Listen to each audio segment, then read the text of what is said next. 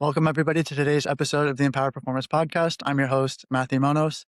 We have a very special guest today, Sahana Slack. Sahana, if you could just introduce yourself really quickly and just tell us about your athletic background and what you do now as a coach, we'd Yeah. really appreciate it. Yeah, cool. So I am Sahana Slack. My background is kind of the non-traditional strength coach background, you could say. My degree was in molecular biology and chemistry. Mm. I worked in labs right out of school, but it was honestly pretty boring. It was not the glamour that I thought it was going to be when I went into it, but I was able to use my science background and kind of take that back, bring me back to sport. And now I love my job. I work with collegiate athletes, youth athletes, and now I'm working with a USL W team, the Yeah. Monterey Bay Sirens. Yeah. So it's really cool. I mostly work with female athletes, but of course there's tons of boys that I work with too, like my brothers. And then, if I remember correctly, did you also play soccer? Yeah, I played college soccer. I played at Cal State Monterey Bay and I coach there now. So Oh. it's a cool like turnaround. Yeah. Soccer was your main sport you played your whole life? I played it my whole life. I was a Unfortunately I was a single sport athlete, Okay. but that's kind of goes against what I preach now, but I Mhm. think I got away with it because from a really young age, my mom had me doing strength and conditioning, speed and agility, pretty much since I was like 6th grade. So I Okay. think honestly having that really balanced me out as an athlete and kept me Mhm. healthy, which I'm super happy about. So, yeah, that's an interesting topic. My wife and I were both college soccer players as well. She was more multi-sport than I was. She played basketball pretty well, and then soccer was her best sport. And her dad eventually told her that she had to pick one sport so she wouldn't get injured and she could have a Mhm. better shot at a scholarship and all that. And she never dealt with injuries and then specialized and then started getting injured all the time. And I think she retired with 7 concussions and like 1 knee surgery. So, like, it really packs on, but that's one of the things I tell people with multi-sport. Of course, it makes you a better mover, a better learner. You have more options. You can pick up skills quicker, which to me is maybe one of the best things about being an athlete, or the best signs of true athleticism is adaptability and the ability to learn quickly, and adapt quickly and all that. But yeah, also you get to use your body in different ways, so there's not these overuse injuries or the risk of having, concussion after concussion and all that. Totally. And so, but me as a athlete, I was a bit more specialized, didn't really have that same situation. And then, like you said, you preach multi-sport. So now in my adulthood, I picked up like jujitsu and like Muay Thai and kickboxing and all that stuff just to like move in Fun. different ways. And it's kind of Yeah, funny because like everybody thinks their sport is the hardest, so you do a different sport. And then it's just like, for well, now sure. it all sucks. Everything hurts all the time, It sucks. just in Yeah. different ways. So, but yeah, it's cool. It's fun to learn new skills. I think that's part of usefulness. So, speaking about your job, one of the things that stood out to me when I saw your page is you made a post about having older women and younger women working together. I Yeah. thought that was really cool. It almost felt like big sister, little sister. Totally.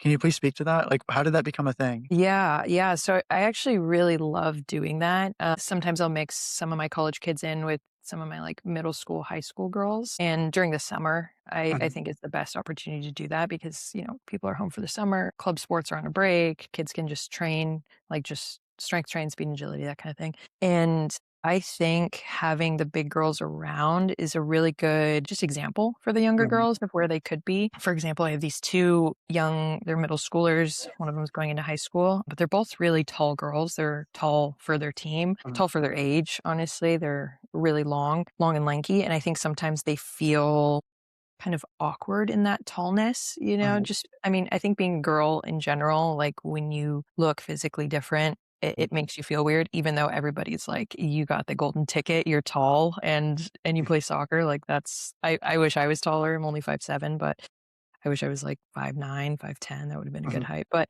I brought some of my taller girls around them, and I think they just kind of see it as like, whoa, okay, so being tall is an advantage. Like I'm valued more, and I think they can see the dedication and the drive and like the ability to want to work. And I never harp on my athletes too much of like, if you do it wrong, it doesn't count. But I Mhm. think all of my athletes kind of pick up that mentality, which I appreciate. So it's nice when the older girls, maybe the rep wasn't the cleanest or they cut the line a little short. They're like, I'm going to do that over again. Let me just do this and then we can move on. And that mentality around the younger girls, I think really puts into perspective that everything you do is your own choice.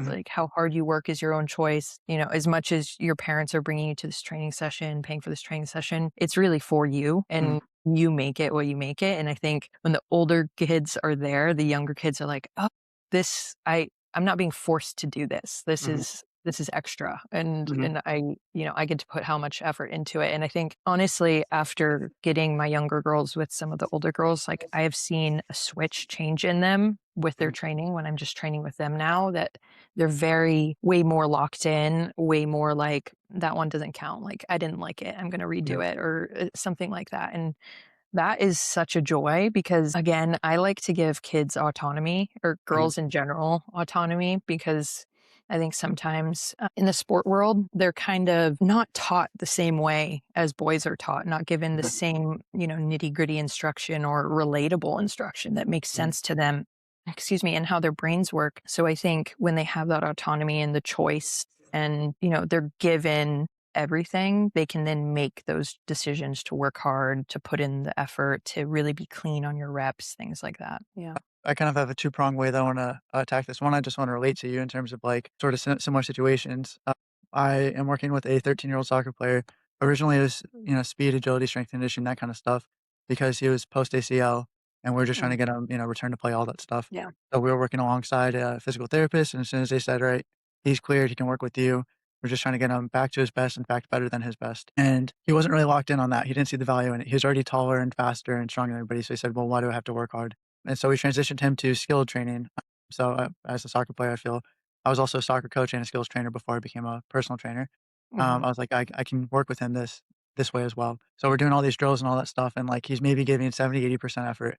And I was asking him at one point, like, just trying to understand what he wants to get out of it, right? Because if not, his parents drive him there, they pay the money. What is Right. his purpose for being there? So I said, "What is your ultimate goal? Like, what level do you want to play at?" He said, "D1 or pro," which everybody says, right? Of It's like, course. okay, well, why D1 or pro? What does that actually mean to you? The why means so much more to me than the what. And he's like, "I just want to be able to play a little longer." And I was like, "Okay. Does D2 or D3 mean that it's automatically failure?" He's like, "Not necessarily." And I was like, "Does D1 matter that much?" He's like, "Maybe a little." And I was like, "Okay, what do you want for high school?" Asking all these questions. I'm like, "Okay, do Mhm. you think right now you would start varsity? Do you think right now you would be scouted to play D1 at these big schools and all that stuff?" He's like, "Maybe not." And I was like, "Why?" And he's like, "Blah, blah, blah, whatever." But right now, against his peers, he's taller and faster. But if he Mhm. goes right now as a 13-year-old going into his freshman year in the fall against dudes who are like 18 and already taller and faster, stronger, then what? Then he needs to have more skill. He needs to have a better attitude, better mindset, better IQ, and all that stuff. Like, this Totally. is the opportunity to develop that, right? So Mm, if you want what you say you want as much as you do, like, this is your chance, right? And then right. after that, his session was incredible. His feet were moving a lot sharper. He was running a lot harder. He seemed a lot more motivated. But sometimes it's like a healthy reality check, Yeah. understanding someone's why. And I think you don't even necessarily have to have that conversation in the instance that you're talking about. When the younger girls get to look up to the older girls and see what it really takes, that Mhm. conversation almost isn't necessary because then they're going to learn really fast. This is what it takes. And this is the gap that I Exactly. have to cover. And it might be motivating as well because they might not even know what's possible. Mhm. The second prong to that, I wanted to ask you, I can see a lot of the benefits that the younger girls get out of it. What would you say are some of the main benefits that the older girls would get out of working with the younger girls? Yeah, that's a really good question. I feel like when I became a coach, I wanted to take things from all of the coaches I've had and Mm, apply that to my athletes, and do it a little bit better. Not that they did mhm, it bad. I just want to keep making athletes better. I feel right, like hopefully one of my athletes becomes a coach and is a better coach than me. Like, that's my mhm, goal, right? So I think with the older girls, I think it's kind of similar to that. I think they kind of have that reality check, like, I'm who someone is looking up to, or like mhm, someone sees me as the role model. And I think when you get put in that position, it's, again, you make that self choice. And like you said, it's kind of unsaid, where you're like, okay, I'm being watched to be replicated. And I don't want this younger athlete to replicate something sloppy. Like, I want this young athlete to see me and see precision, and see, mhm, drive and dedication, those kind of things, and see the work ethic kind of follow through. mhm, And I think that's what the older girls are doing. mhm, It's unsaid, like you're saying, mhm, but that's what it looks like to me. Like, mhm, mixing those groups together is so much fun. And like right now in my summer group, I have gonna be high school seniors with like college juniors, and I'm putting them together with retired, or like out of college, and now they're mhm, just playing in the USLW. And I have them all on the same squat rack, and they all are suffering together, you could say, doing the same thing, but they're all at different levels, lifting different weights, but they all can cheer each other on. And I think when the older girls are working with the younger girls and they're like, "I've been there. Like, I know what it's like." And it's really intimidating Right. and it sometimes can be like, I don't belong here, Mhm. So I think they try to make them feel super welcomed. I've never had an instance where like the older girls are stick their nose up or mean or anything like that. Mhm. It's totally like it's amazing girlhood that Mhm. I get to see and I love it. Just Mhm. girls supporting girls at all different stages. And honestly, that makes my little heart like grow 3 times the size. That's a wonderful thing. I find that the closest that I can relate to that right now in my life is I have a 5-month-old son, Mm, and there was a quote that I heard when I was, like, a teenager, and it was, like, kinda motivational to me. It was, "Be the man that you want your son to be." yeah. And so now that, like, he's starting to interact a little bit more, we can, like, play little games, laugh and smile. It's like Mhm. he's gonna pick up on every behavior that I do so Right. quickly, and it's just such a reality check. When my wife was pregnant, I was like, "Alright, I gotta get my stuff together." But when I found out it was a boy, I felt like there's even more pressure because I think a boy will learn from his dad how to become a man. Right. So he might take that example a little bit more. Not that my wife wouldn't have a huge influence, of course, but then I was just like, "Man, is this w if he ended up exactly like me, is that good enough?" And then I Right. was like, "The answer is no," then just give you the motivation to, like, keep everything, like you're talking Mhm. about, just get everything on track, and so it's nice how, like, motivation changes and all that stuff, but if you're looking up to someone, you wanna be like them, that can be motivation, but also if you see someone's looking up to you, you don't wanna let them down, also No. motivation, so I think that's a really wonderful thing. I also wanted to comment on the clips that you post. It's almost unanimous that, like, someone is smiling or laughing in your clips, that it seems Yeah. like it's just a really happy, fun environment.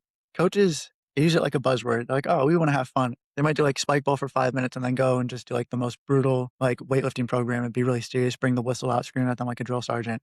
But you seem to have a great environment. Is that very deliberate? What are your specific approaches to it? Can you please speak to that? Yeah, I that's a really awesome comment. I really appreciate Yeah. that. I really try to foster that, honestly. Mhm. Like I'm a very relaxed person. I'm not the coach who's getting up on a podium and Mhm. like hooting and hollering or clapping super loud. Like, don't get me wrong, if an athlete is about to PR, like I'm rooting for them.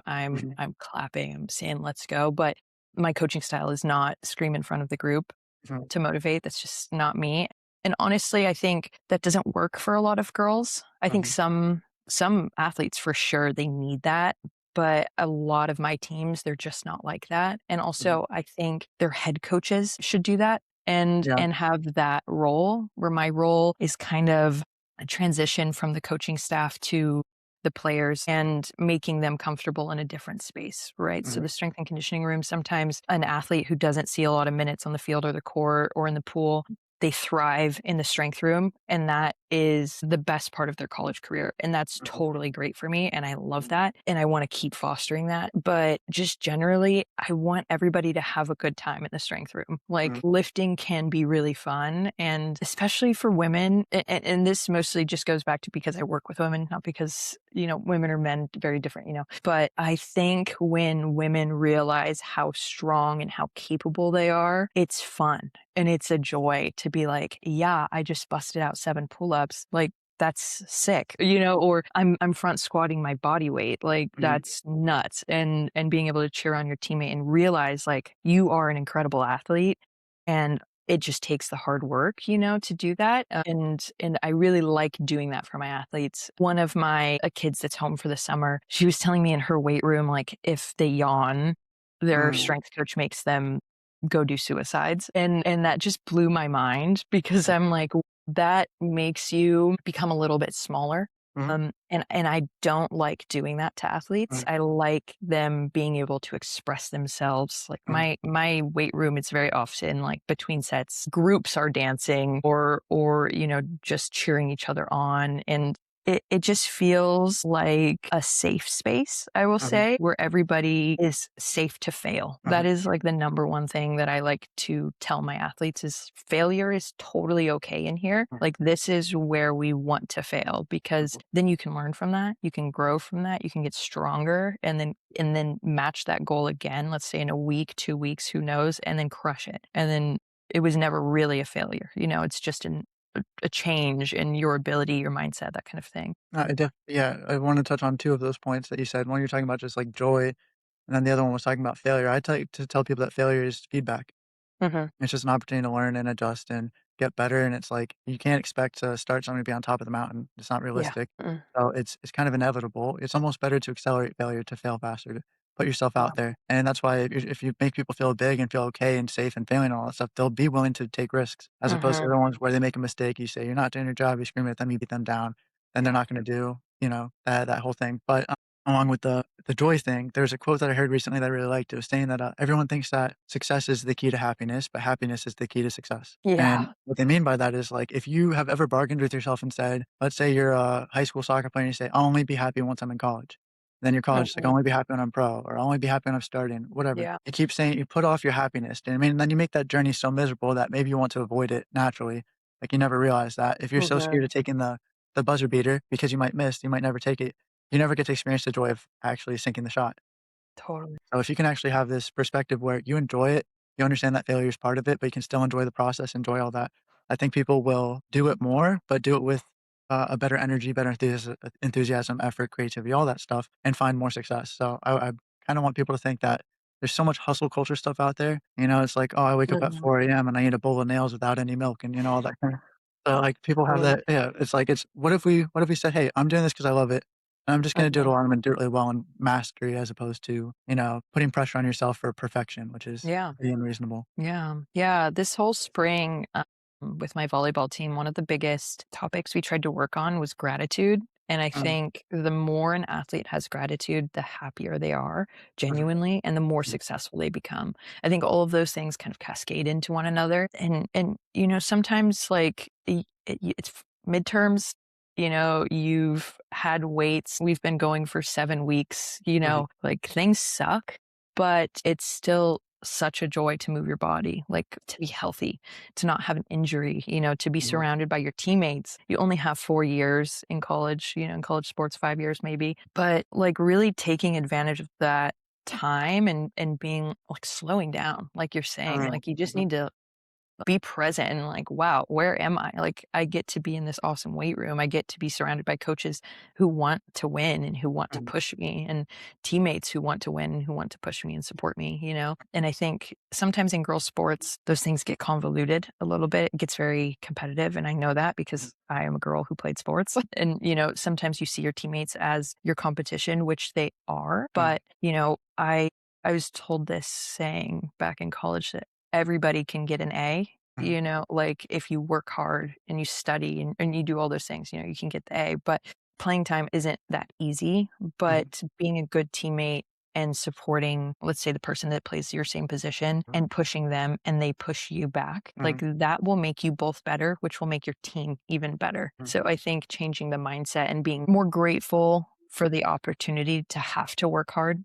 mhm, Pressure is a privilege, and being under pressure like, is a good thing. Like, mhm, it's such a nice thing to be able to push yourself through, mhm, and doing hard things is so good for your brain, and, like, having to fight through something that's super uncomfortable, like not getting playing time or, you're stagnating, you're not going up in weight or reps or anything like that, whatever the problem is in front of you, like, it's really hard, but if you keep pushing yourself, leaning on your teammates, leaning on your coaches, and then remembering that you want to do this, that this is a choice and this is a happy choice, that 8-year-old you was dreaming of, like playing a college sport, then I think it becomes way more successful. And I really saw that in my volleyball team. Like everybody had a huge mindset shift this spring, and I mhm, think it made every single player better, regardless of how much playing time they were getting. mhm. Like everybody pushed and it was good. So to add on to that, you're talking about like, it's good to do hard things. It's good for the brain. I think it's good for the spirit, exactly like you're saying.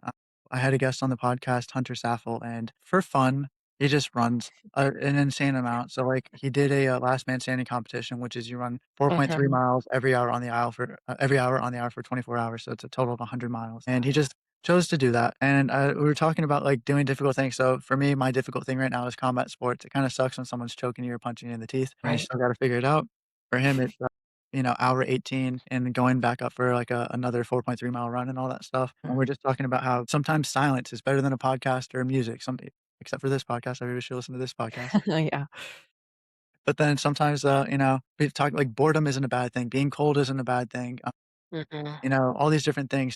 struggling, difficulty, all that stuff. And then it's kind of getting into delayed gratification. I think that, yes, there are more than like two main types of joy, but I think you can generalize and see that you might have like short term gratification with long term kind of consequences. And Mhm. like the analogy I give is like you eat three slices of pie, you might really be happy in that moment and Right. then feel terrible later. Or delayed gratification, like you're talking about, if you're a fringe player, the whole season you work your ass off, and then you get the starting spot going into postseason or something like that, and you're just this hugely important player.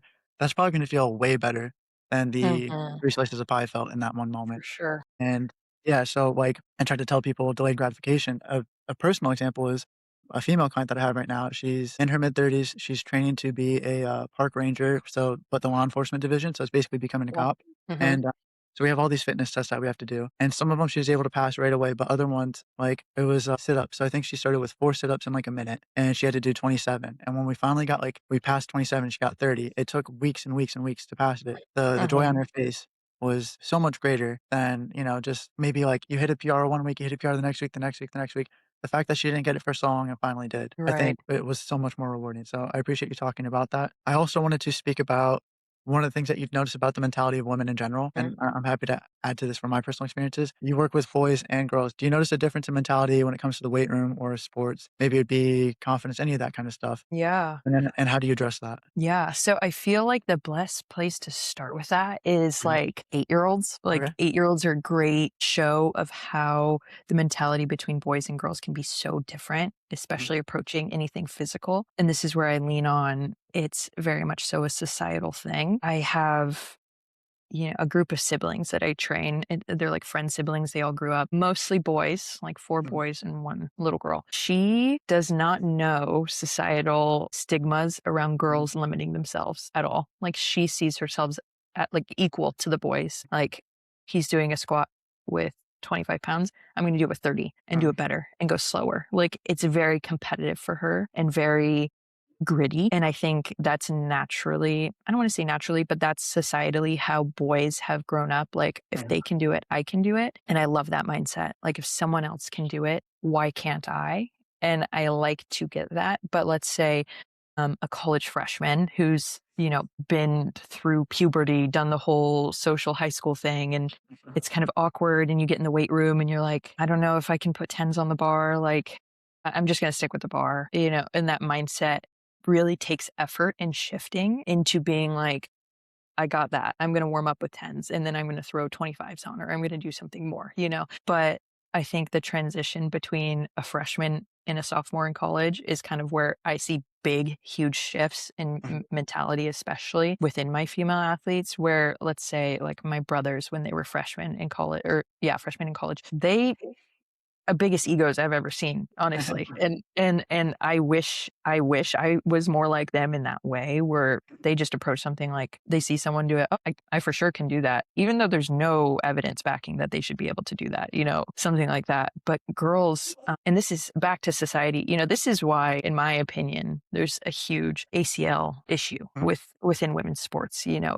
It's all of these things tie together and it's a mindset thing and it's a huge society thing. What box do we put girls in compared to the box that we put boys in? We don't really put boys in a box ever, honestly. When it comes to training, when it comes to anything physical, there's never a box that we're like, you're probably not strong enough to do that. You shouldn't try that. Where girls, it's like, I don't know if you can do that. Maybe let's start smaller, Mhm. And I think that's so common. Or like, girls shouldn't be in the weight room, or girls shouldn't be lifting so much, or you're going to get big and bulky if you lift. Like all of Right. these lies that we're telling women are crazy, in my opinion, and young girls especially, when they're just so impressionable, and anything you say to a girl is is going to stick, especially coming from a coach. I There's so many things that coaches have said to me in the past that stuck with me in a good way and in a bad way. Mhm. And Mhm. I think coaches sometimes don't realize how much responsibility they have when they're teaching girls, and how, like, you can convince a girl she is invincible and she will believe that for her whole life. Mhm. But you can also very easily convince a girl that she's not good enough, she's not strong enough, she's not fast enough, and she will believe you because you are who she is looking up to. But if you lead in a way where, you see a girl who's a freshman in college who's coming into the weight room and is very shy about pushing her weight or going up in reps, but you tell her, like, you're super capable of this. You wouldn't be here if you weren't capable of this. Like your Mhm, body can do this. You can do anything you put your mind to. And I truly mhm, believe that. And you can see that switch. Like now my freshmen, let's say on the volleyball team again, they're pushing weight, man. And mhm, they came in like I've never touched a barbell before, mhm, and I think that transition is a fully coachable thing. mhm, And it's not something that you're born into. You're not born into a box. You're put into a box by mhm. society over time, you know? I have so many stories that, like, I listen to every word you said, by the way, but it just, like, Yeah. would spring up so many stories. You'd say something Mhm. that reminded me of a situation. So, going back to the soccer player super fast, you're talking about belief and the power of belief. He's right-footed, we're working on the left foot, he's like, "Coach, I'm right-footed," and all that stuff. I was like, "As of right now, you start telling me you're a two-footed player. As of right now." Do you know what I mean? Yep. Like, if I ask you what foot it is, it's you're two-footed. You gotta give Mhm. yourself permission to be good with the other foot, and you gotta believe that you can be good with the other foot, and you gotta train the other foot. That's the only way. It's like, as long as you say I'm right-footed, you're gonna avoid that left foot as much as possible, and you'll be right-footed forever. But, like, you're putting yourself in that box. So I basically said, "I don't like that box. No more box." No more Step out of it. box. But, so as far as, women are concerned, I've noticed that a lot. I've noticed a lot of things when it comes to confidence and just giving them permission to be, big and powerful and take up space and all that. My first ever internship was in Cincinnati at a place called Proforce Sports Performance, and I mostly worked with middle school and high school athletes, boys and girls, a fairly even mix. And there's only so much equipment, right? And so if there's Mhm. 6 racks and there's 12 kids and they all need a rack for their first block, right? Mhm. Sometimes you would see the boys would take up the racks and the girls would go to block B, wait for the rack to be free and go back. This girl grabbed the only specialty bar that was like there's, like, one safety bar. She grabbed Yeah. that bar, she put it in the rack, everything, set it up, and then some guy went and took the rack. He didn't realize that he had done it. He just Mhm. thought, "This belongs to me. I need this. It's Right. here. It belongs to me." Mhm. And she immediately was like, and she didn't wanna confront him and say, "This is my bar. This is my rack. Get out of Of here." So course. I just talked to her. I wasn't gonna force her into an awkward situation, but I was like, "That was your rack, right?" She's like, "Yes." And I thought, I could say, "Do you want me to talk to him?" But that doesn't teach her anything. So Right. then I just says like, "Why don't you tell him?" And then she's like, "No," and she kinda got shy that one time. And I was like, "Okay." So had I had more sessions with her, I would have challenged her to be like, "Hey," like, non-confrontationally, but just be like, "Hey, like, my bar, my rack. You can come back to it after I'm done," or something like that, right? But another time was, like, she was doing med ball slams, for example, and she would just pick the ball up overhead and let it drop, let gravity do the work. And I was like, "No, you gotta Mhm. rip that ball to the ground." And so it was the dumbest thing ever, but I was like, "Is there a girl at school that you don't like?" And she's like, "Uh-huh." Like, imagine her face on the ground, and she's like, ripped it as hard as Yeah. possible. Like, that's intent. Whatever you gotta do to picture it, you're allowed to be that violent. You're allowed Yeah. to be violent, you're allowed to be aggressive, you're allowed to be whatever. There's a time Mhm. and place for it, and it doesn't mean that you have to suddenly change your entire identity. My wife Totally. was a All-American for NAIA in college. She's 5'7", she's not particularly huge, but she's the most gentle soul ever. She steps on the field, she braids her hair, she puts a headband on, she's a different person. Yeah. And I've seen her in co-ed, we played co-ed, a couple years ago.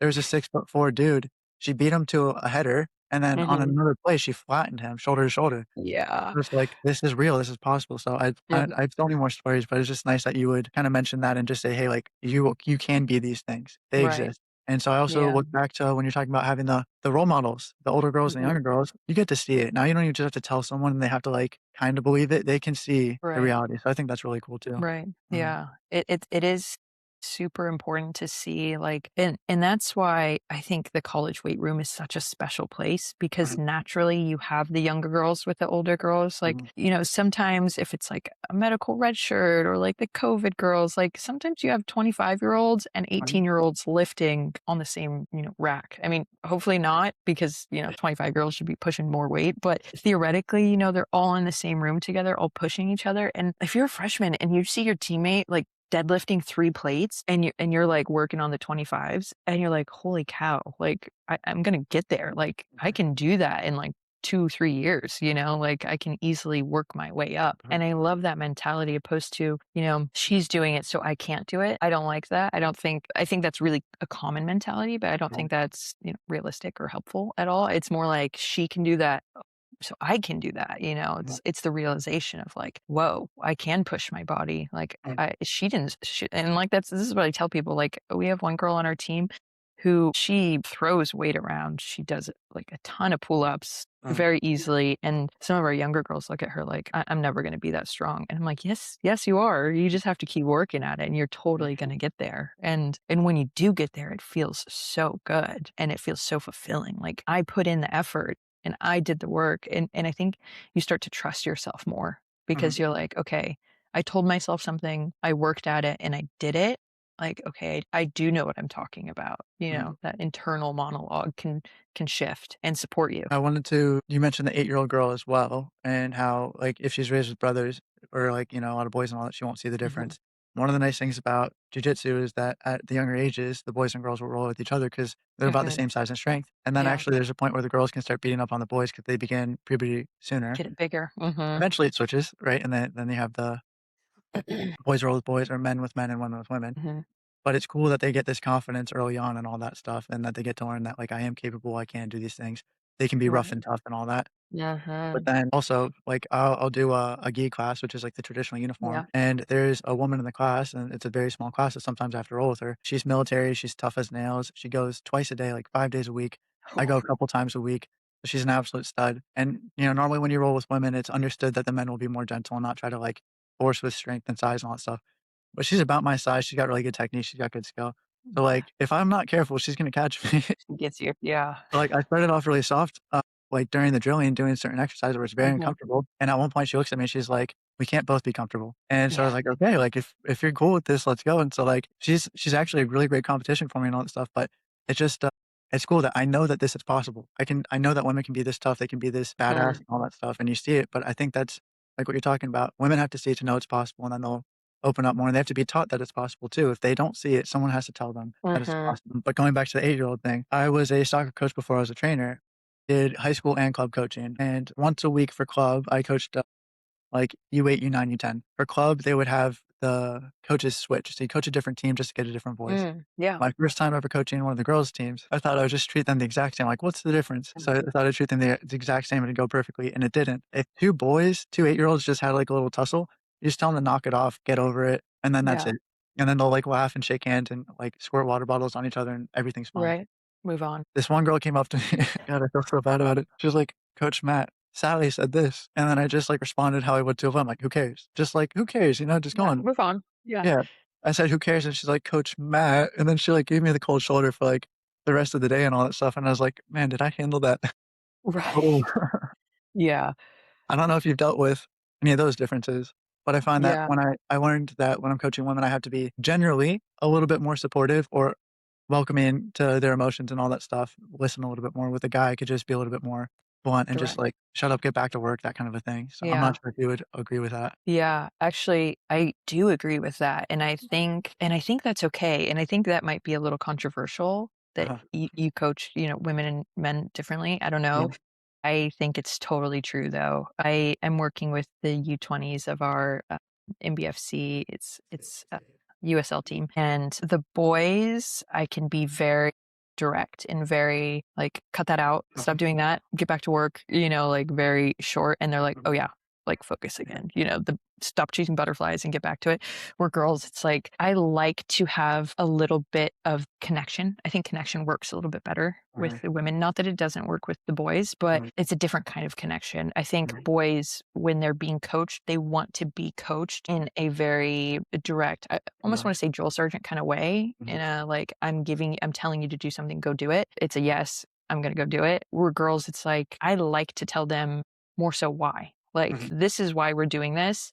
I want you to go full range of motion because it's going to help your tendons over Mhm. time. I want your tendons to be just as strong as your muscles. And I think when the girls are given a little bit more autonomy, they are like, okay, yeah, sure, I will go and do that. I will try to get lower. I'll stop reasoning with you or like trying to talk you out of making me go do this extra rep or something. I mean, just yesterday in our weight room, it was a mix. There was like half boys, half girls. All of these kids are college age ish. And, the boys group together, the girls kind of group together towards the end, when everybody's doing their accessories, that's when it starts like mingling a little bit more. But the boys, I'm like, I want this sharper. I want this, I want your pull-ups to be a little bit all the way up. Like, Mhm. stop giving me 0 reps. I'm sorry, but when you're not going full range of motion, that doesn't count. That's not a Mhm. pull-up for me.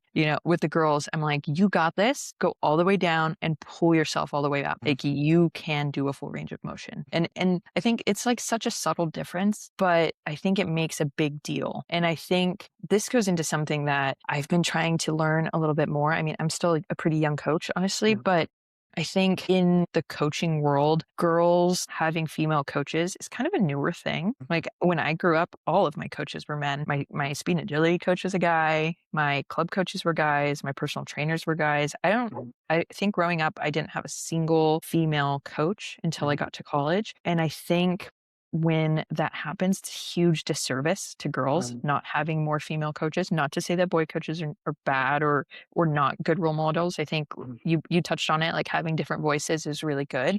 mhm, But I think sometimes directness from female coaches gets taken as getting in trouble or being upset with, when a coach is super direct. So, it's teaching girls that directness isn't you getting in trouble. It's not a bad thing, but at the same time, I think it's female coaches also learning like there needs to be a little bit more connection for there to mhm, be trust. Where I think honestly, when I was coached by males and I was told something direct, it was okay, like I got it. But again, I didn't have huge connections with my coaches at the mhm, time. Where I think when women are coached by women, a connection is kind of necessary because, there's more understanding, there's more relatability just with various things. I mean, going through your cycle in the weight room, like every single day is so different. And that's something that as much as a male strength coach can learn about, we'll never really know and we'll never really understand what it's like when you're in your luteal phase and you're being told you need to do 80% of your 1 rep max. Like that's crazy. Like, sorry, mhm, that's not happening.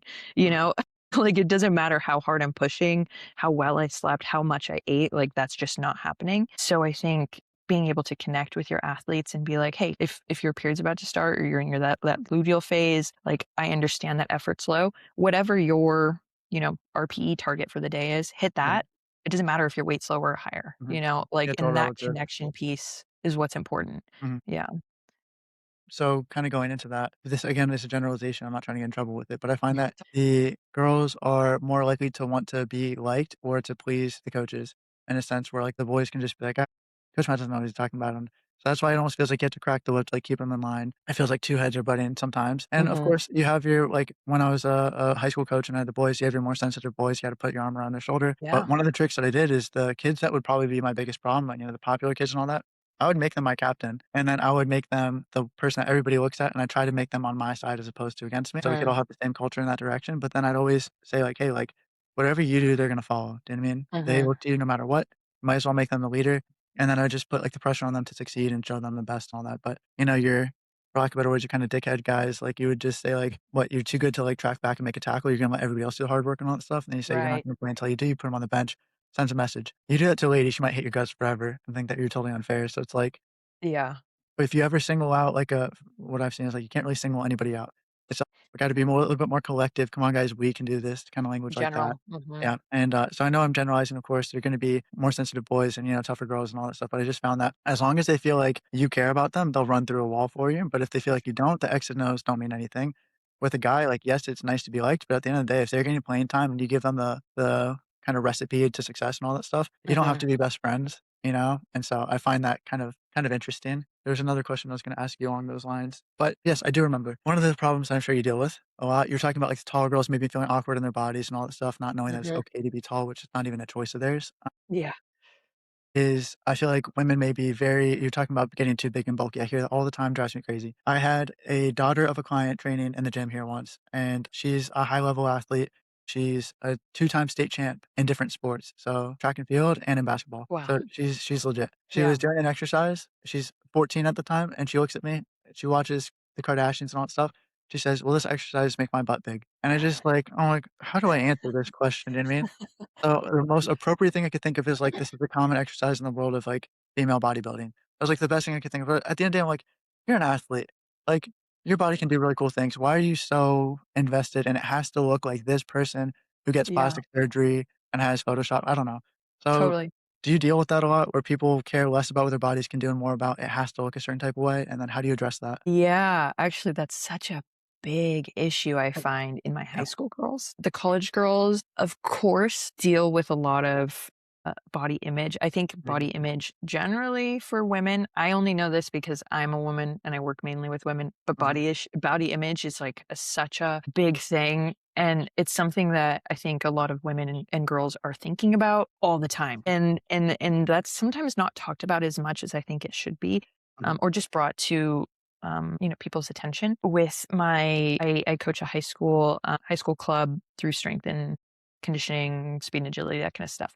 I'm at the club 4 days a week with all the different high school girls, so Mhm. freshmen to seniors, and the youngest girls, the freshmen, after every exercise, like they're like, "Is this gonna make me skinny? Is this Mhm. gonna give me abs?" You know, the abs and the skinny is like the big one. "Is this, gonna make my legs look smaller?" Or it's Mhm. very much so always, "How can I look smaller?" Mhm. So, I try to battle that with not necessarily saying like, I don't try to make them feel bad for thinking that way, but I try to shift the mindset. I'm like, well, are athletes really trying to be skinny or are Mhm. athletes trying to be strong? Like, Mhm. I think athletes are trying to aim to be stronger, right? Like, Mhm. we want to be strong so we can run fast. You want to jump high, right? So, Mhm. to be able to jump high, your legs have to be strong. You have to be Mhm. able to explode, and all of that comes from having muscle. Not and at the same time, but you don't want to, there are some girls who are smaller and haven't put on as much muscle, Mhm. and you want to make them feel comfortable too. And this is where it's like such a tricky situation to handle. And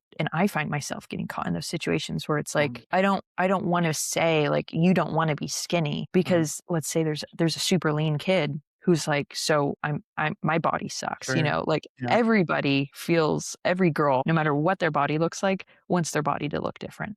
I Mhm. feel like that's just super common. And regardless if they're like super lean and ripped, have the best shoulders in my opinion ever, they're like, I'm too broad. And it's Mhm. like, okay, like no one's ever gonna win. But I think if you remind them like the reason we're doing exercises, it's not to be on a diet or it's not to be, to get smaller, it's to be a Mhm. better athlete. And I Mhm. think those little reminders help.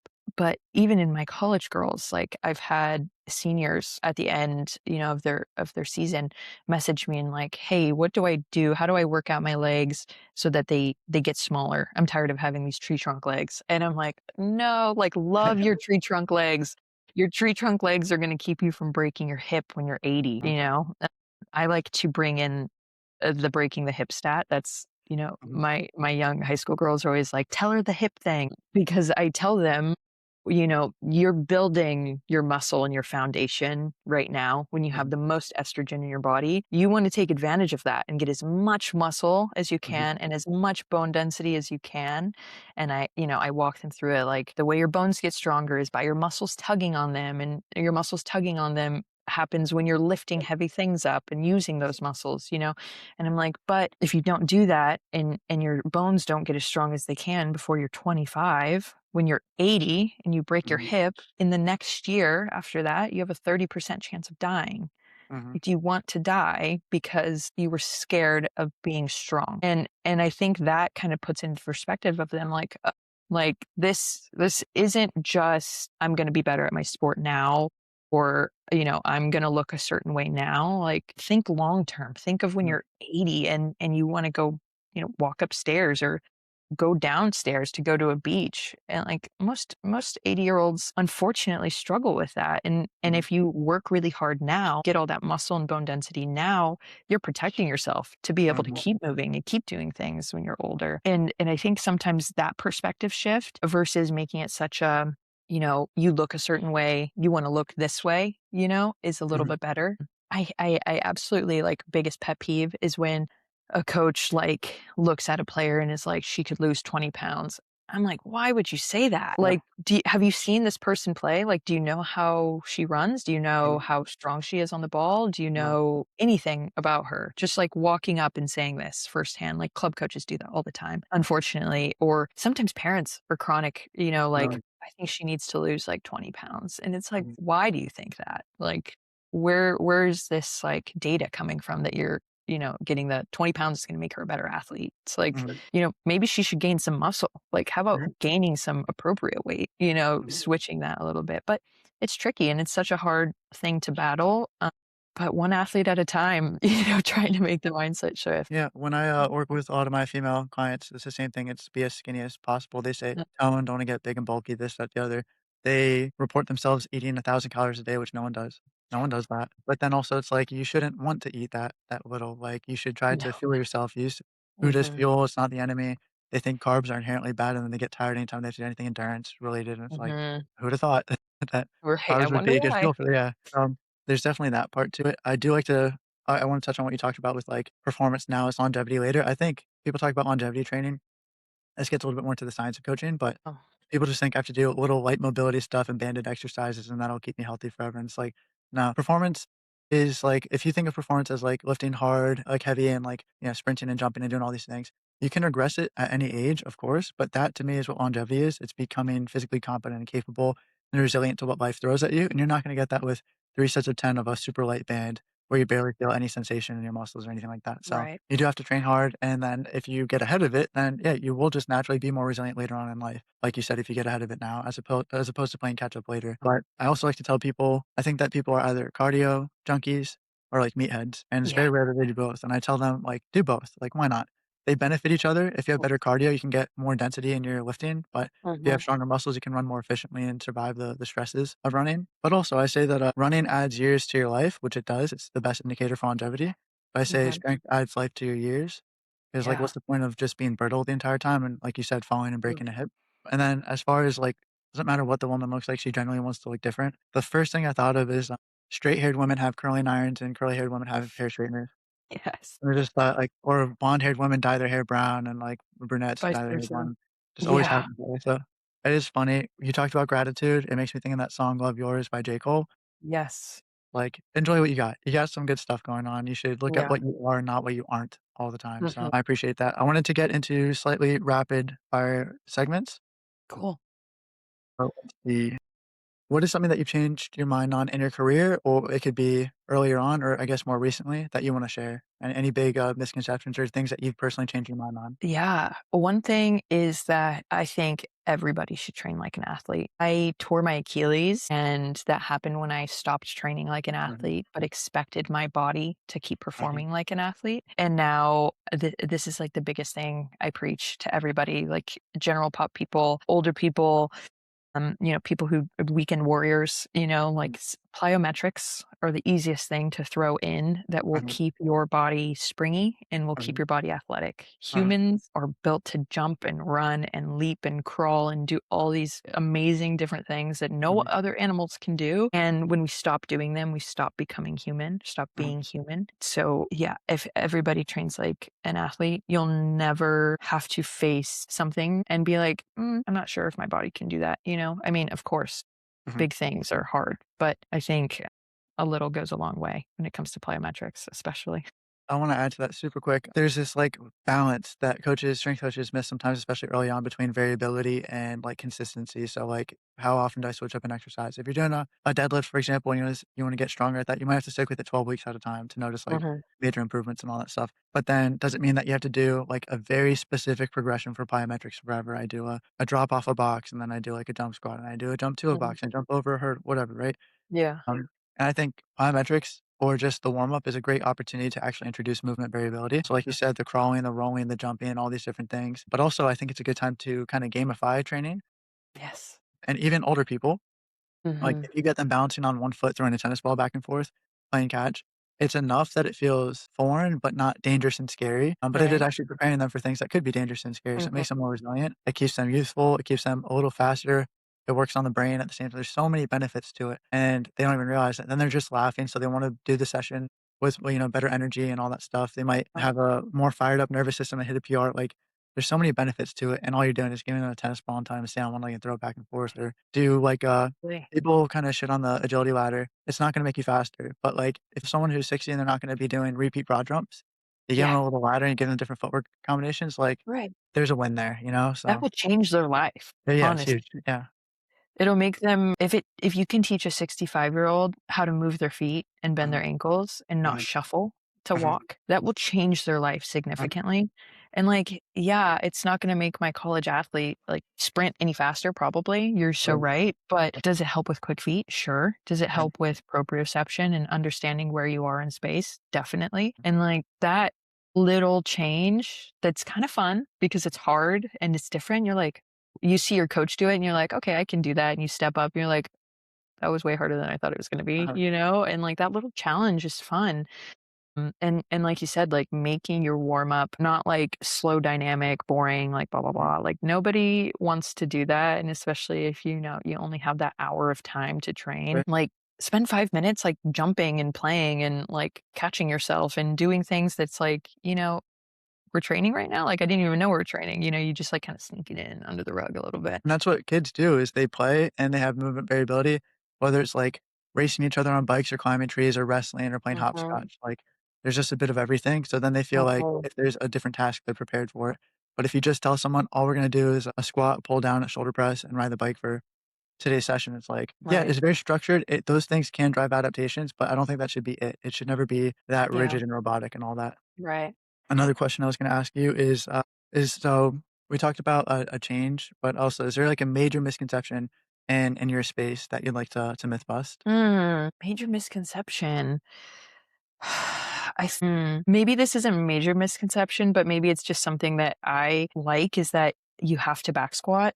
You have to Yes. back squat to be good at anything, to be a great athlete, you have to back squat. I actually never program a back squat. It's Mhm, it's never in something I program. I Nothing wrong with the back squat. The back squat mhm, is a great movement, mhm, and if you enjoy a back squat, like sure, keep doing it. But for me and my athletes, like when we're squatting, it's specifically to work the quads, and I mhm, and I want to work the quads, so I love a heels elevated, kinda more narrow stance mhm, front squat or goblet mhm, style squat, and that's just because it targets what I want it to target a little bit more efficiently. mhm, Not that I don't want the hips involved or the hamstrings involved, it's just like I need this quad exercise to be a quad exercise, and hips and glutes, like, I'll hinge, I'll make an athlete hinge, and, like, that's okay, like and if you disagree with me, also totally okay, but just for me in my weight room, like, back squat is not, like, the holy grail of mhm. all exercises. So I love that because that's a very nuanced but also logical take. If you look at like the squat hinge continuum, then like front squat would be the squattiest and like RDL would be the hingiest. And it's like, cool. Why not just do the extremes? And if you ever want something in the middle, like a back squat and trap bar deadlift are basically identical if you actually just look at the joint angles and all that stuff, Right. possibly the depth. It doesn't mean back squats are bad. I back squat, I program back squats, but I think some people think that it's a mandatory thing. There's no one exercise I think anybody has to do. And you have to ask yourself with the exercise, why am I doing this as opposed to another variation? One of That's the my key. clients can't externally rotate his shoulders enough to get into that position without any pain, but he still wants to Mhm. squat heavy. So we got a safety bar and he's doing Hatfield squats. That's awesome. And so he just gets the full range, he gets the balance, he Mhm. gets to overload the legs a lot better. And I'm just like, all right, well, what if someone just determined that Hatfield was the best? Then he would feel no pressure to back squat. He would maybe never do it. But originally he's Yeah. like, man, I got it. Everybody else is doing it. I got to do it. I'm like, you don't have Right. to. What's Yeah. the goal? You want strong legs? We're gonna Hatfield. And now he's like, man, this is great. I got strong legs. Yeah. So it's all wonderful. On the flip side, what is a positive change that you're noticing in your industry and your space? Yeah, positive change, I think, is honestly, I feel, and maybe I'm just becoming more aware of it, but there's so many more female coaches working with females. I Mhm, think that is the biggest and best thing that I'm seeing happening. More mhm, programs have female strength coaches, more programs have female head coaches or female assistant coaches. I think having a fully male team, or sorry, mhm, fully male coaching staff working with women or girls is a little nuts in 2026. That feels nuts to me. I think you need some feminine energy mixed in mhm, there. You need just a little bit of someone who understands where you are coming from, maybe, might mhm, not fully get it, but like a little bit, mhm. and that is like my most favorite thing that's changing right now. Yeah, so speaking to that, I don't know if you saw, but, what is it? USSF, United States Soccer Federation, I think, said that there has to be one female coach on the staff of every professional team. I think is it in the shoot, what is the women's MLS equivalent called? NWSL. Yes, NWSL. I think they Mhm. said that and then maybe, extend it to the national team. Maybe FIFA said it for Exactly. international team as well. I think I think with all her being US, like, higher yeah, level yeah. soccer, I think. Yeah. Yeah. Yeah. So, and I think part of that makes it more of a possibility as well, is the idea that more women like yourself are getting into the space as well. So when it's a Totally. male-dominated space and there's only so many women to coach, it's gonna be very difficult to find these female coaches, but there are a lot more female coaches now, which I Mhm. think is cool. When I first started training, my algorithm was showing me, like, almost exclusively male coaches, and all it took was, like, following 2 or 3 really awesome ones to see how many amazing ones are out there. Mhm. And I'm actually grateful at how many female coaches I've had on the podcast that are Yeah. really about it. I like to distinguish between, like, an influencer and an actual coach. If you work with people frequently, you can tell a real coach in an instant if they know, like, a coaching cue or a detail that you would only get through, like, being in the I hate the whole "in the trenches" thing, we're not at war, but Yeah. just being in in the field, right? And so, but anyway, so yeah, I think that's a really cool thing. The other question I was going to ask is, so this is my personal favorite question. What feels like a touchdown in your job? What like gives you purpose or reason to your job? What brings you the most satisfaction? Ugh, honestly, anytime one of my athletes like, comes up to me or sends me a video, like, "I just did this new thing," and, like, or got a new PR, and they're stoked about it, like, Mhm, their excitement is what is my touchdown, mhm, not the fact that they got a new PR, if that makes mhm, sense. It's, mhm, like, how stoked they are that they just achieved this new big thing for themselves is, like, that blows my mind. Like, when someone walks up to a pull-up bar, has been trying all semester to do a pull-up, and finally busts one out, no bands, no assistance, full mhm, range of motion, no jump, nothing, and they do it, and they jump down, and they're screaming. mhm, The whole team is screaming, like, that is the best feeling to me, and I would mhm, say that is my why. Like, athletes being super stoked and proud of themselves mhm. is, like, my biggest touchdown for sure. So I love that.